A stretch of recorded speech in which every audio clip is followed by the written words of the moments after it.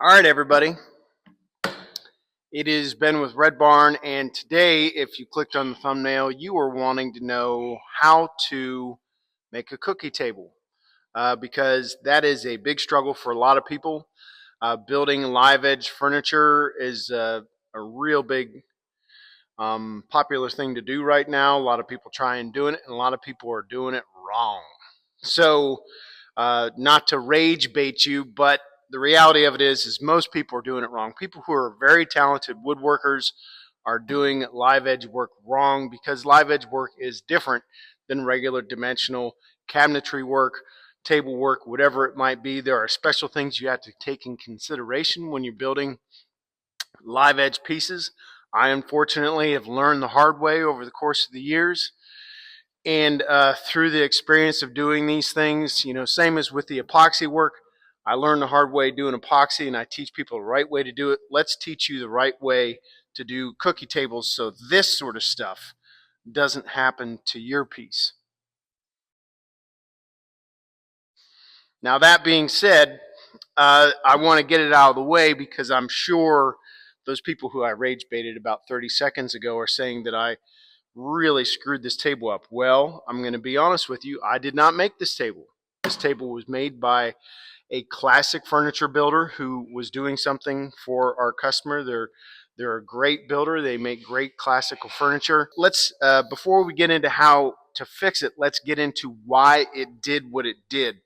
This is what I call a Pac-Man cookie. When they Pac-Man like this, they weren't properly dried. That's essentially the reality of the situation. As everybody knows, at least if you didn't know, you're about to know, when it comes to drying wood, it is supposed to be 1 year of air drying for every inch of thickness. Well, as you can see, this table is just a shade over 3 inches thick. 3 inches thick. So this piece should have, and I'm sure it was thicker than this 3 when they started working with it, this piece should have air dried for a minimum of 3 years before it was ever put into use. The sad reality of this, and this is one of those things where people don't necessarily understand, is the tree was cut down in June and it was turned into furniture that same October and put into office setting, which even if you throw it in a kiln and try and dry it out, it's not going to do the job. It's just too thick.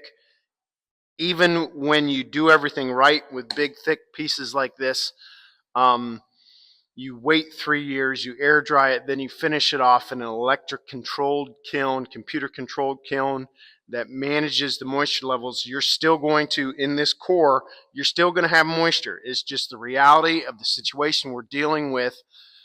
Formerly alive pieces of wood.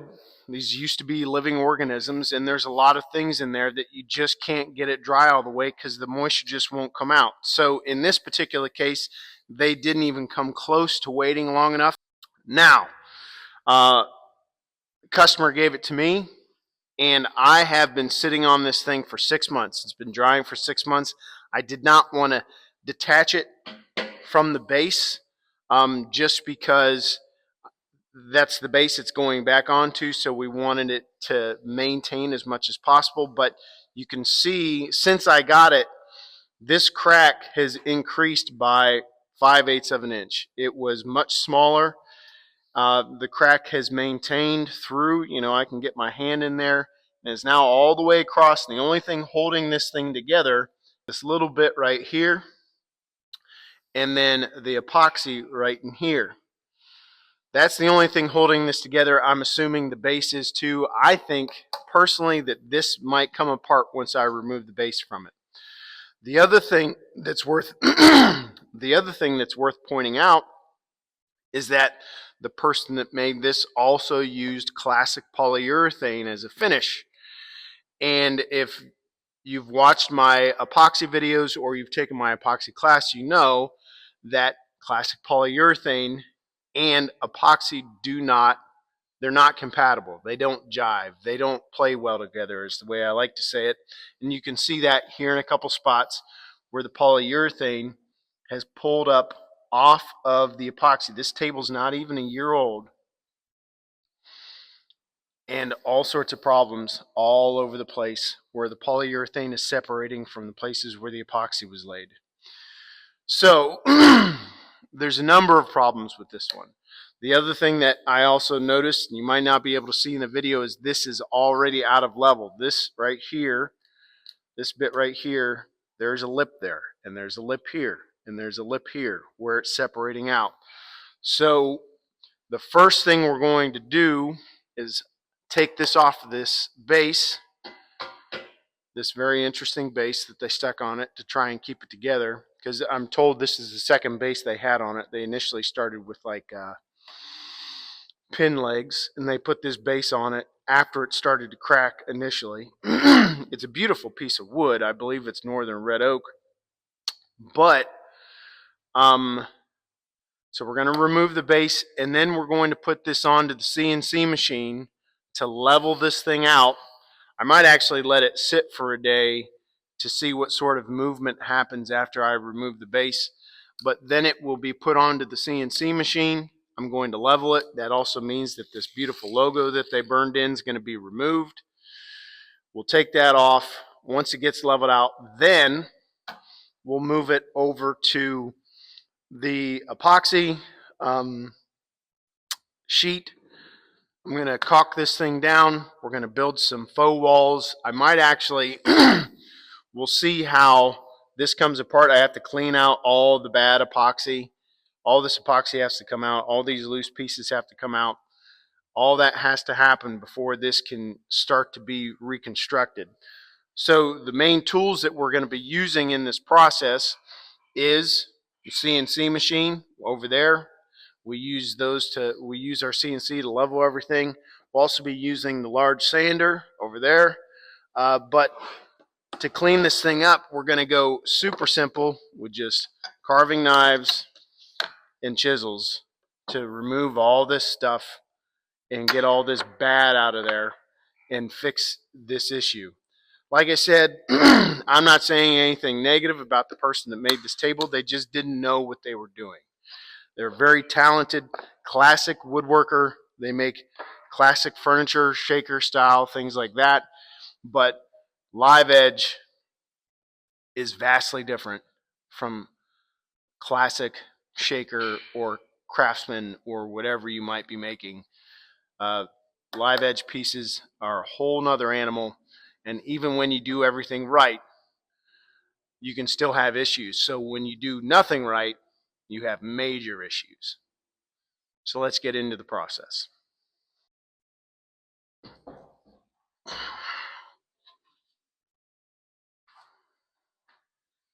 Yeah, there's the old base screws. Just a big old hollow thing.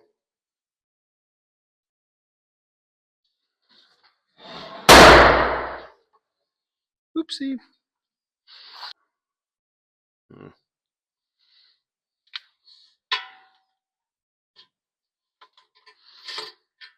I think those are regular screws.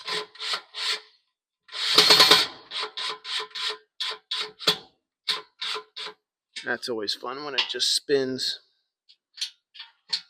Oh my gosh. So the wood has so much pressure and tension under it that the screws are literally bending as they come out. So fun stuff. This one won't even let loose. It's just spinning. So we're going to have to cut that one off. Let's see if this one will come out. Even better yet. So another mistake.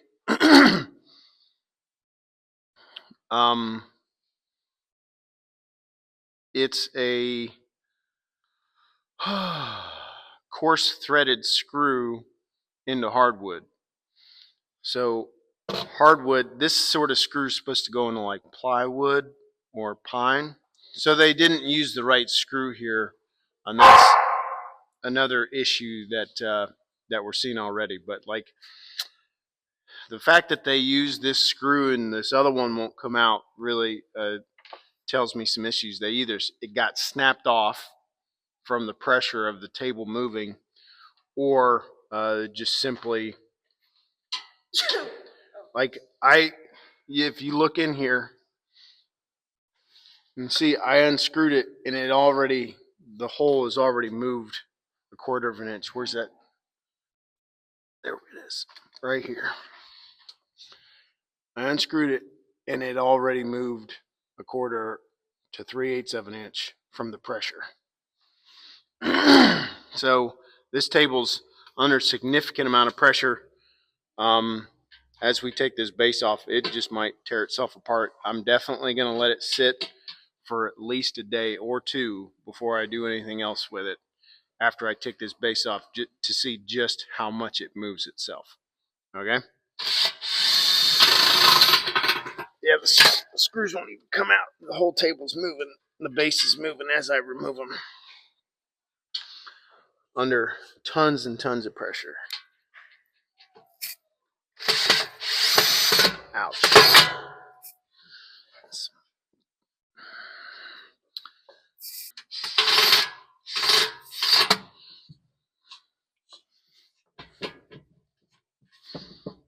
Like, unbelievable.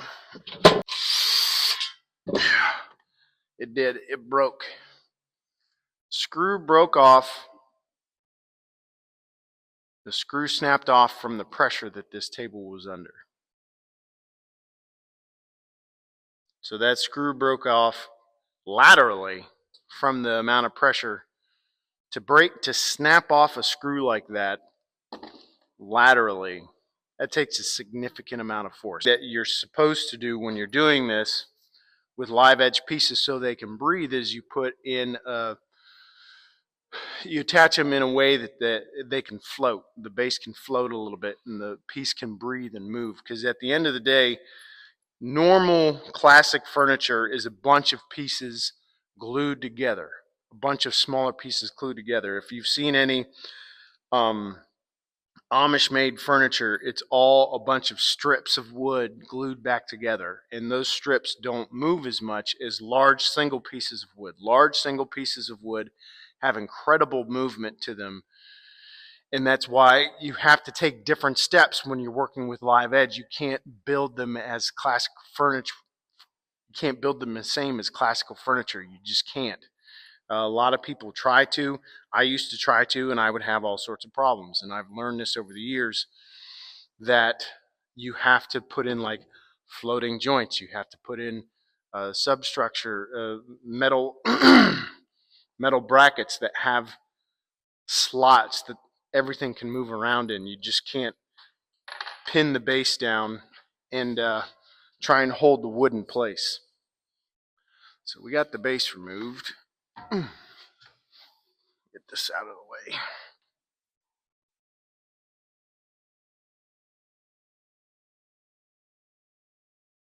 That's not even the same screw.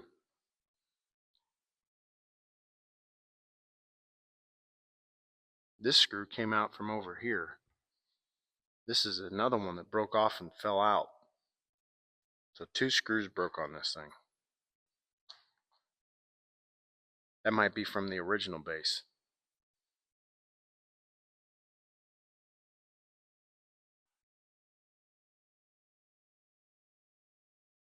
The next step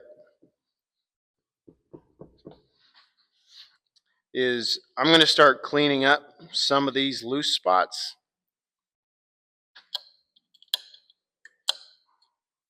Because that's just going to create adhesion issues when we do re-pour this. They're going to go away anyhow. I'm also, just so I don't cut my hands a bunch, I'm going to remove some of these high spots just with the chisel, just to make it a little bit easier to work on. But when you start getting into that,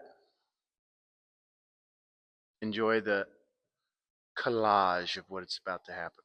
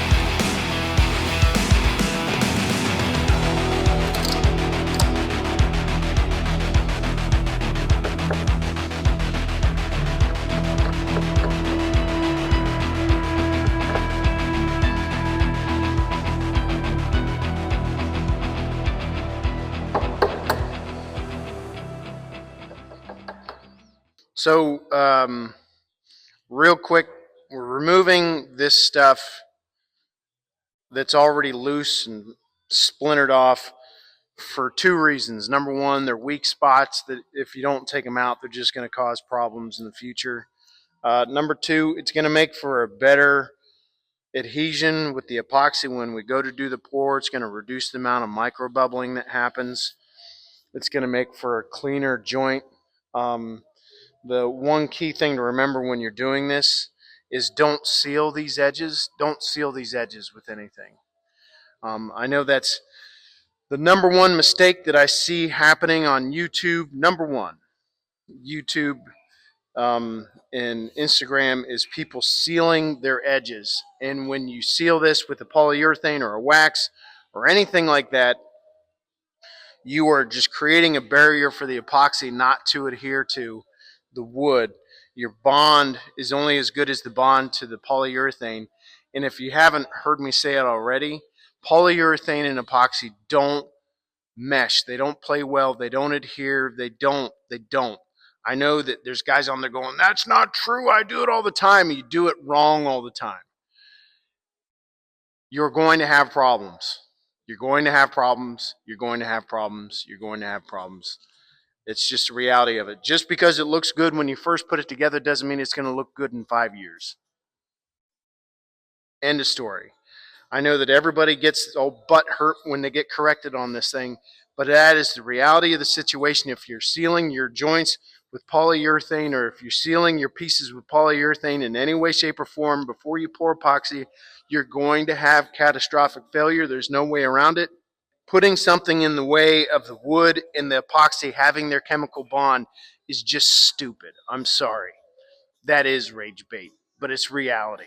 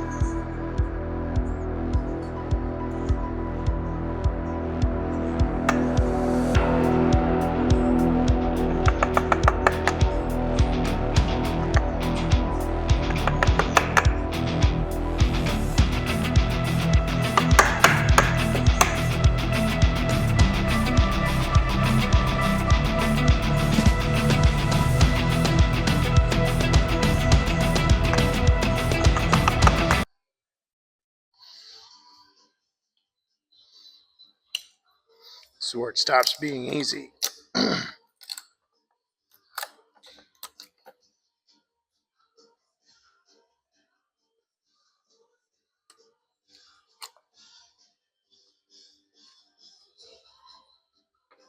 You can see the epoxy literally like just beat it up.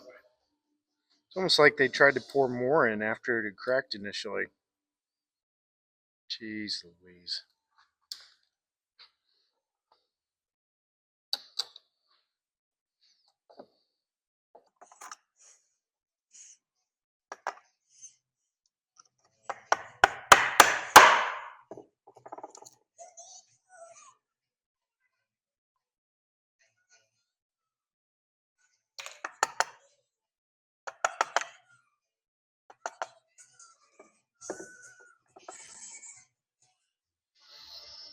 This is separated out. This crack comes all the way back.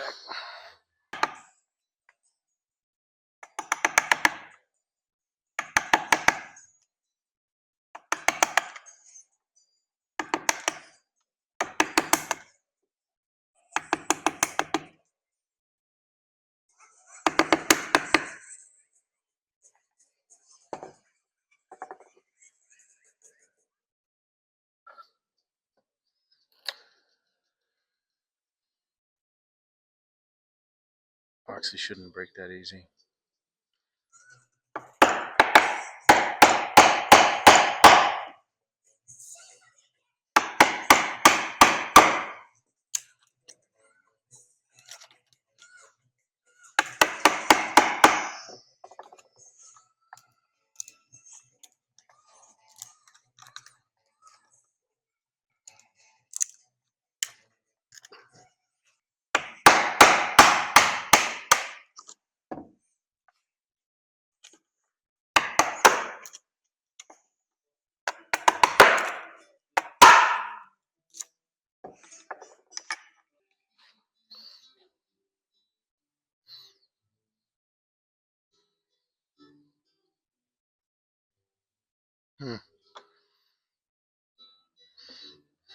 You can see here that the epoxy never really bonded to the wood.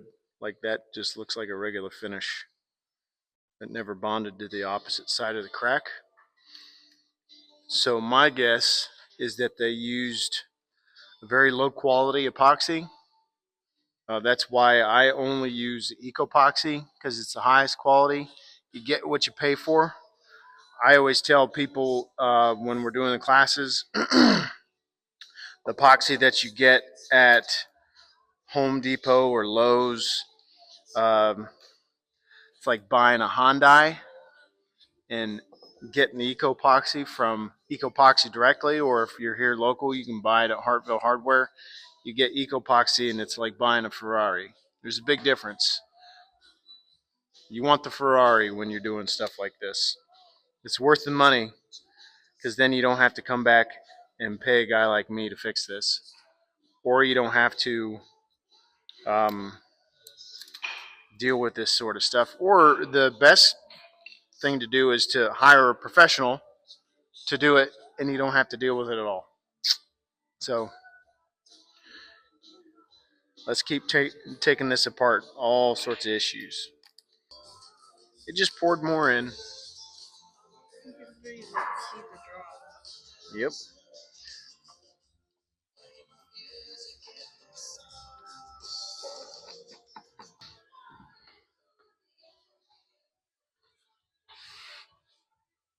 What the hell?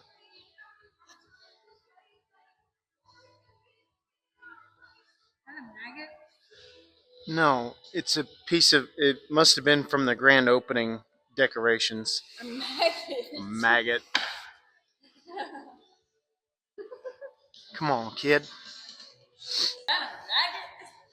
I'm a maggot, Dad, apparently there's a maggot in there. Gonna win the Powerball.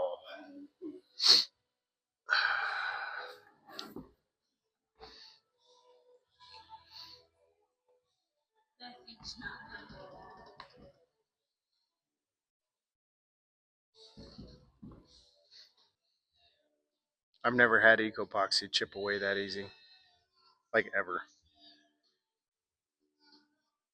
ever. To break ecopoxy, I have to use a sledgehammer. I saw that video.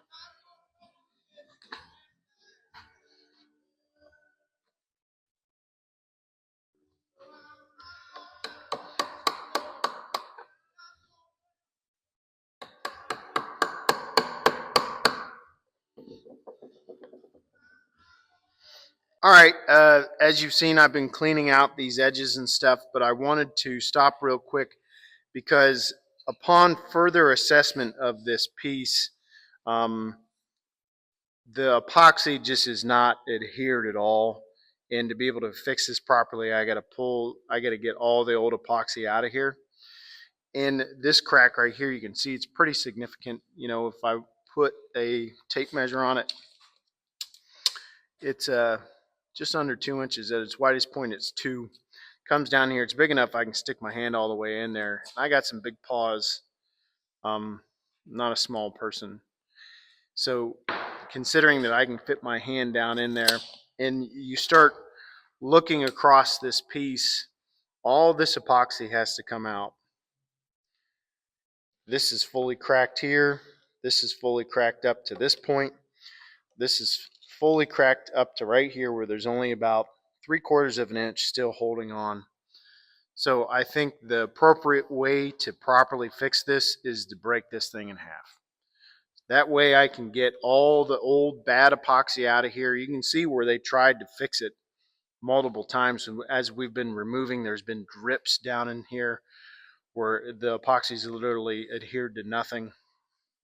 So I think the appropriate thing to do, as crazy as it may sound to whoever's watching this video, I think the appropriate thing to do at this moment is to break this thing in half and then rebuild it from there. So let's see if I can break this thing in half without having to use any sort of a hammer.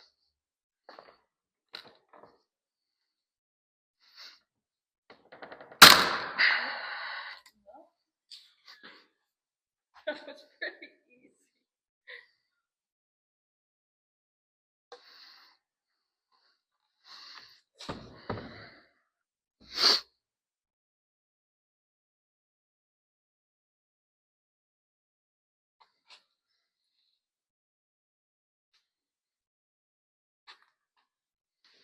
Well, that's going to make it easier to clean up. That broke way too easy. That confirms that it was the right thing to do. Yeah, look how there was no depth to that at all. That's all the farther it went in. And the crack went this whole distance. So they poured it from both sides. They poured it from up here, it only got to here. They poured it from the bottom, it only got to here. It didn't get all the way through. So it's just a band-aid. Okay, so we have separated this table. You can see it had cracked all the way across. I let this sit for just about 24 hours to let it move however much it was going to move. But there's a couple things to point out here before I start removing all the rest of this bad epoxy and these loose pieces in here on this crack. Get this all cleaned up. So one thing I want to point out is you can see here where the epoxy was poured in, it cracks extremely easy. And it actually, you can see right here, this is a drip. Like that's not broken, that's a drip. So this epoxy never actually made it all the way through.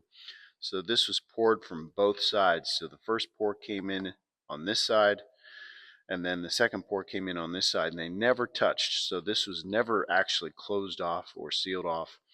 It was never actually adhered to.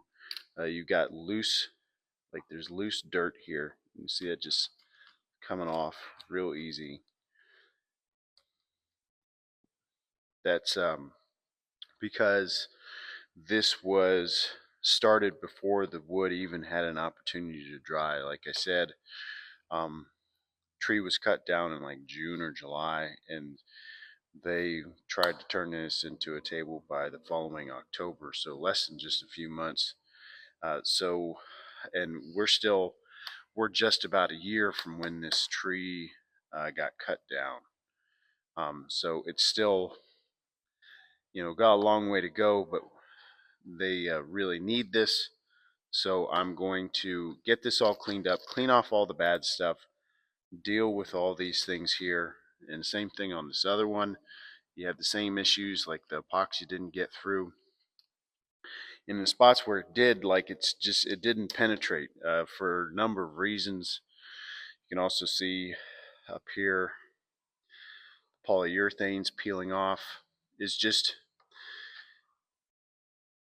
I've already said it once, I'll say it again. You can't treat live edge the same as classic dimensional furniture. You just can't. Classic dimensional furniture is made with plywood or a bunch of smaller pieces glued together. And when you're dealing with live edge, single piece live edge, you get huge movement. This used to be a living organism, and you have to give it the proper time to dry, and you have to give it you have to treat it in the proper ways. And if you don't work with live edge on a regular basis, I'm sorry, you just don't know the right ways to deal with this stuff. So that being said, let's go ahead and get this cleaned up and move on to leveling this out and setting this up for river pour. All right. Okay, so I've gotten the initial big chunks off and cleaned this up a fair amount. You saw I came through with a wire brush, and really to get any small pieces of dirt that are jammed in there. There's still some more stuff to clean up. I might come through with an orbital sander, but I got to flip this over now and come in from the other side for any epoxy that's up in here, like right here and right here. Any loose spots that are gonna flaking off from the bottom, or actually the top, this is the bottom, and just keep working on this. So this process just will continue till I get this crack totally cleaned up all the way across for both pieces. So this piece, we're going to get this totally cleaned up, and then we're going to move on to that piece, do the same thing with that one, and then also going to come in these cracks here, because you saw they're not sinking in. These are just surface. They're just in on the surface. So we're going to go back through with a gouge. Actually, we might wait to see how much of this is actually left after we re-level it. That's probably what I'm going to do. So I'm going to get this all cleaned up, then put these onto the CNC machine, level them, see how much of this epoxy is actually left, and then work on that, run them through the big sander to get a good edge on them, and then we're going to put them onto this board and start building it up for the new table. All right.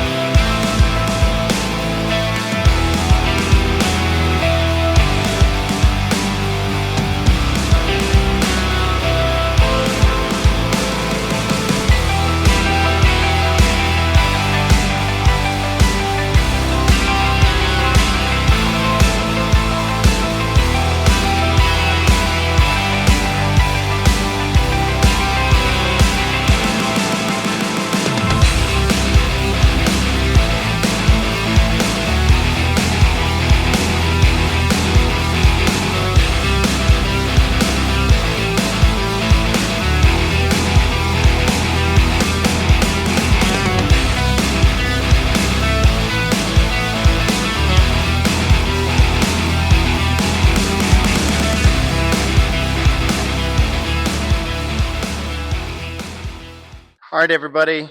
So, gone through the whole process. You saw that we leveled this out, we sanded it, came back through and cleaned up all these extra cracks right here that are open and available. Took all as much of the old epoxy out as I could. So this is all nice and clean. These whole areas are clean. What we're going to do next is create false walls here and here so that the epoxy won't run out the edges. A spot like this right here, I'm going to put some silicone caulking right here, and we're also going to put silicone caulking. Is it caulking or cacking? Anyways, I'm going to put silicone caulking down underneath of this, glue this whole thing down to this epoxy board, build the false walls, and then put silicone caulking around the base of this so it's completely sealed off. We're going to give it 36 hours to dry, and then we're going to pour this river and all these cracks filled all with good high quality eco-epoxy Flowcast so that this thing doesn't tear itself apart anymore. Because as I was taking the old epoxy out, you saw that it really didn't adhere. It was kind of not a consistent finish either. I'd noticed there was a lot of spots where it was really soft, it hadn't cured, and then a lot of spots where it was super brittle and hard, so they didn't get a good mix. It didn't get all the way through. It didn't penetrate all the way through, so there wasn't a good adhesion between these pieces, and it looks like they tried to patch it a few times. And the other thing that I want to make sure that I mention is this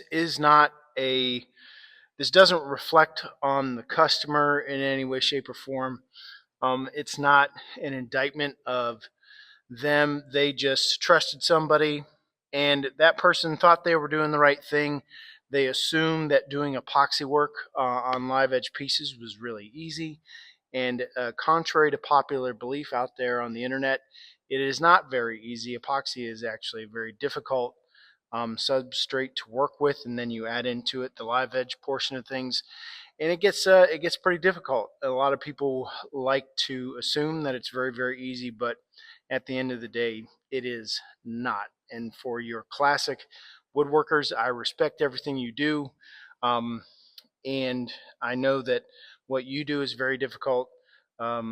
It's high time that you guys show the same respect for the epoxy live edge guys, because what we do is extremely difficult as well. And stop calling it not real woodworking, because at the end of the day, it's different disciplines of the same industry, and I respect you guys.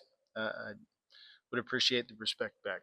So that being said, let's get this thing glued down and continue on with this wonderful remake.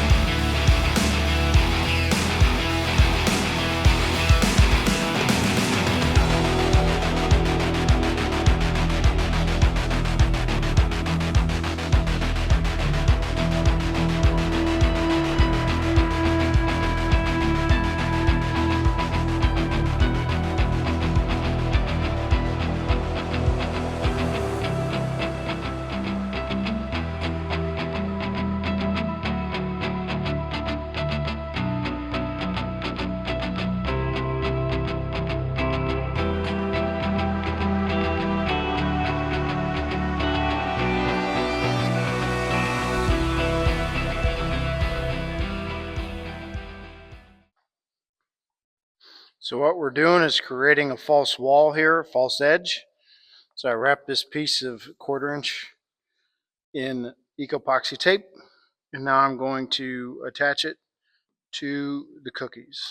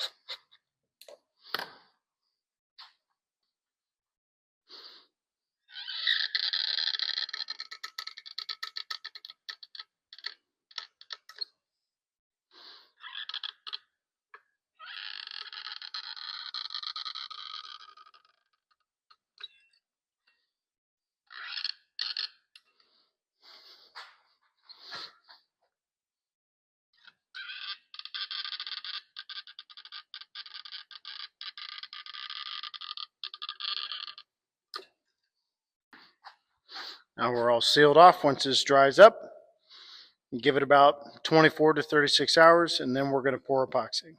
Now I'll do the same thing for the other side. Put a bead of caulking around the base of the whole thing, and we'll be ready to go.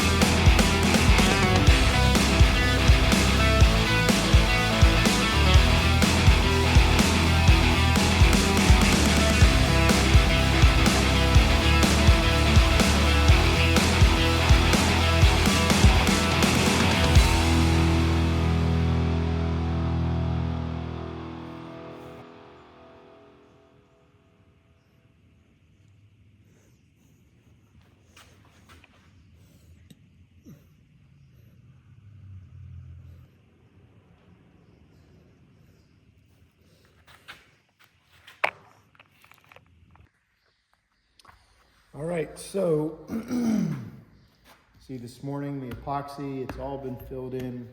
We are reconnected with all this, and now it's time to cut off all this caulking that I put down to keep it from leaking out, and remove all these forms, sand this all down and off, and prep it for the Shaper Origin. Put the logo back in this thing. so we can get this finishing back to the customer. So let's get all this caulking off, this block off. Well, that came off real easy. And get this thing prepped to run through the sander to get all this extra epoxy off. So now that this is separated back off of the tape, you can see we're totally soaked through. I got to remove some of this caulking that I put on the bottom to seal it off. I'm going to get that all off. Take the majority off with a razor, and then once I get all that silicone off of there on both sides, then it'll be safe to run through the sander. I don't want to run that silicone through the sander for obvious reasons. It's going to gum up the sander, and it's not a good situation. So I'm going to go ahead and get that take it off. There you go. All right, everybody, we have totally cleaned up this big cookie for the SSB Community Bank table that we're fixing. As you can see, switched over. I'm in a sleeveless shirt because it is like 94 degrees and 97% humidity today. Even though the insulated shop is keeping it nice and cool, we ran this through the big sander, through the big SEM. Thought that was pretty boring for the video, so I didn't record it. But it's all leveled out. It's totally sanded down. I have the shaper tape applied to it, and we're going to carve the SSB Community Bank logo back into the top of this thing. So let's get at it.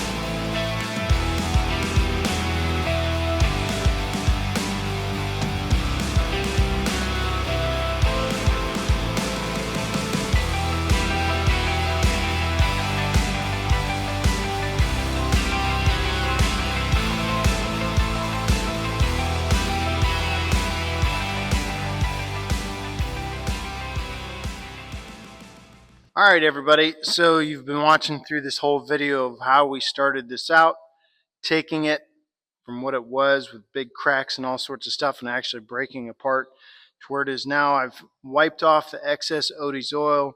You just saw me putting the Odie's on. I've wiped off the extra. Uh, Essentially, this is done at this point. I'm going to reattach the original base back to it that you saw me take off at the beginning. And I'm sorry I'm having a hard time getting this a picture without the shine, but I do sand these up to a pretty high level and there's a pretty strong shine on them. The Odie's gives a great finish here, but I've taken the extra Odie's off. It has 3 days to cure. I'll flip this over and seal the bottom too to minimize any future movement. But the key things to remember from this video is, number one, live edge behaves differently than regular old dimensional furniture. And even sometimes dimensional furniture, depending on where you get it from, you're going to get a lot of movement in that too, unless you're using plywood. And plywood or particle board, and the whole idea of using wood is, it's beautiful, and with that beauty there are some drawbacks where you get movement and stuff. You just have to do your best to mitigate that. With this, is this a permanent fix for this piece? Probably not, because it wasn't properly dried in the first place. But we have fixed all the problems. I've let it dry out as much as we could let it dry out with the customer's constraints were. As far as time frame goes, we redid this.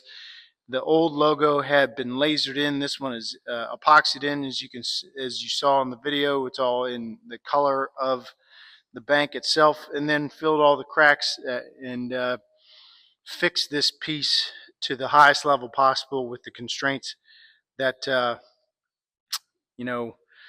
dealing with a wet piece of wood. So I hope this helped everybody learn a little bit about how to deal with epoxy, how to deal with drying wood, and how to deal with cookies, and the fact that these things will Pac-Man on you. So be sure to subscribe here on YouTube. Check out our socials, all in the description and comments. You can also find in the description 10% discount on all Eco Epoxy products like we use here in this video, and excuse me, 10% off of all Brunt workwear. I wear Brunt workwear boots. They are the singular most comfortable pair of boots that I've ever worn. I've been through a lot of boots, and these are the first ones that actually hold up. So I hope you enjoyed the video. Be sure to like, subscribe, and see you in the next one. Thanks.